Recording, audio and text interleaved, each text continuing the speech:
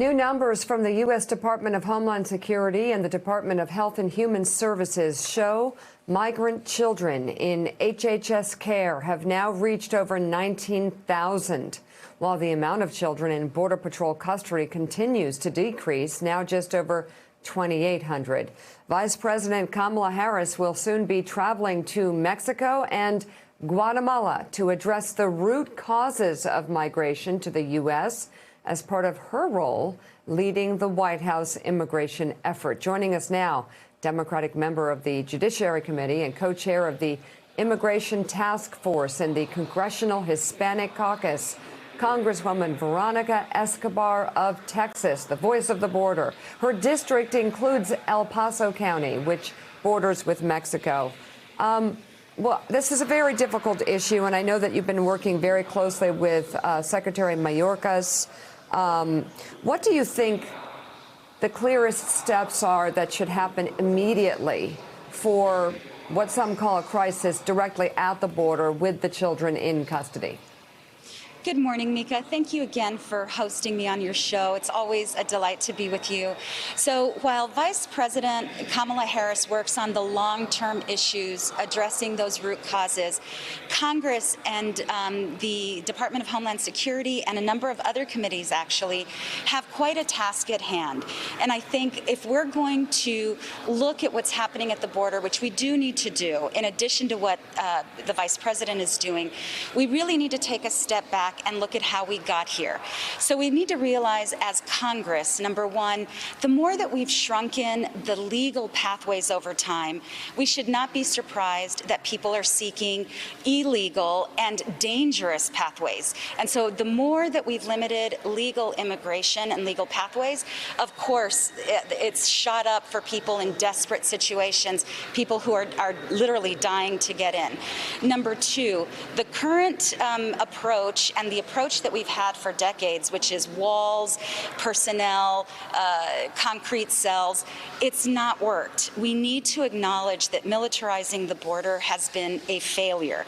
It's not prevented us from getting to this point. And third, we've got to get people access also to get their cases adjudicated very quickly. So I'm working on solutions. I'm working on a piece of legislation.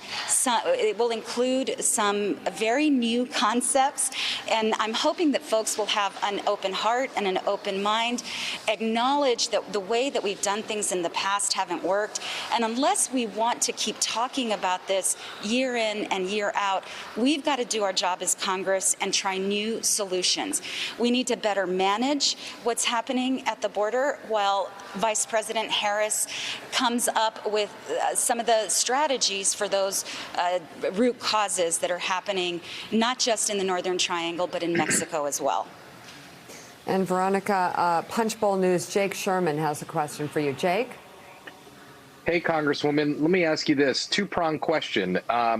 It doesn't seem like anything could get 60 votes to clear the threshold in the Senate. I'm curious whether you think immigration reform is worth blowing up the filibuster for. That's number one. And number two, you said the administration needs to do a better job, I think, in managing the situation at the border. I wonder what that looks like to you. What should Joe Biden be doing, either by executive order or by some sort of individual action to manage the situation better at the border?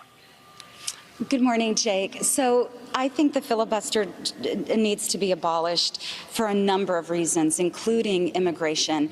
You know, I feel like we're stuck in Groundhog Day in America, where we are reliving the same challenges year in and year out, whether it's immigration, whether it is race relations, whether it is economic inequity.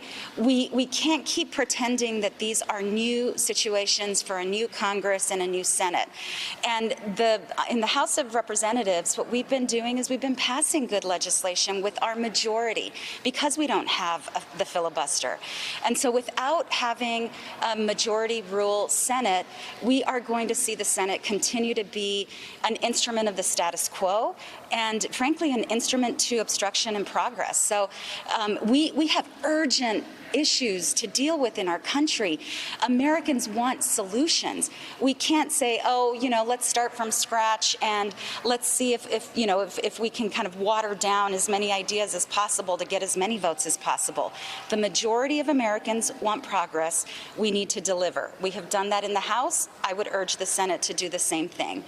And with regard to what more the administration can do, I have been so incredibly impressed, Jake, with the people that they've appointed. And we see them quickly ramping up and filling those positions. And so I am incredibly hopeful. They are engaging in absolutely the right public policy and the right strategy. And so I am heartened by all of that.